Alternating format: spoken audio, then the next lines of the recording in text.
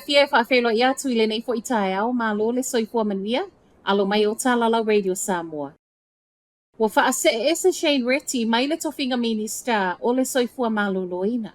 Uma le toi whaatulangana o le ka peneta le pale mio New Zealand Christopher Luxon na Nanafi, ma whaamauti no mai eise tasi o swinga tele le nei, le wapa u o le tūlanga o Reti to tono le whaatulangana o sui o le pātia le National. Wa sui tūlanga i nei Simeon Brown ya Reti ma ua avea neima minista o le soifua maloloina, tau ave whaatasi ai ma state-owned enterprises, le a foisa ya Paul Goldsmith.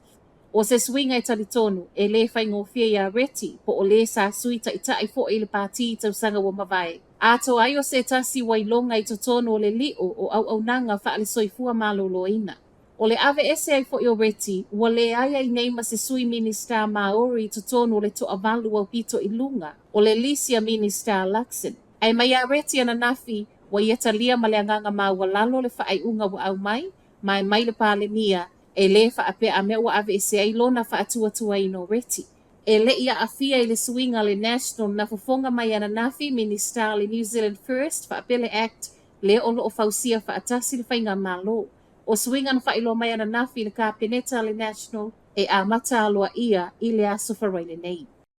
E whaalua na mule maunga i mangele le whaiunga le vaiaso whaatoa umatu. Tusa ma le tolu eka le whaapena mua mu i le po le aso to nai. Ma na alu lea po o tau mawhai le tinei mua tineia. Se fulu ma le iwa ta avale fui mu na tau mawhai a amta mai le afo le iwa i le po le aso to nai. Ma e malama ane ana nafi wa tineia. Peitai, te ale tolu i le awauli ana nafi e to e alia e ane le isi mu. Ma o loo whetau wa ina o mu umanei e lua o le ana amata susunu e nisi. O le mu tele lona lua le nei au kilani le whaeunga le vaiaso, pei ona pisi ai fo i le isi mu na tūla i mai i Albany.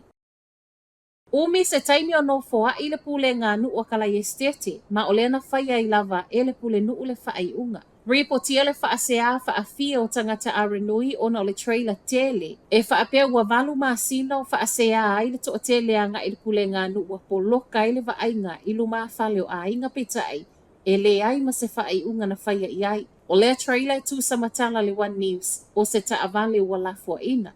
O le whaita wai o le pule nuu i le nei tala i lunga le newspaper, ma le umi e valu maasina o le sa o loto ai ainga, na alu ai loa ia toso i le aso to nai.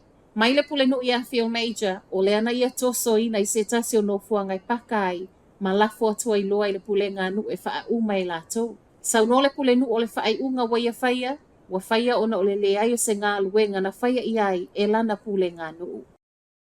O lo osu e su e nei ele o le mali o le tamana maua i lunga o le awala.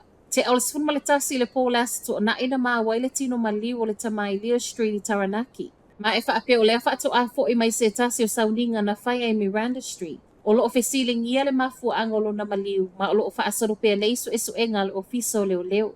Whaatalo sanga i nai tangata lau tele na waaia le ua maliu i lea po i le vao Miranda Street, Malia Street e whaafeso o tai atu le ofiso leo.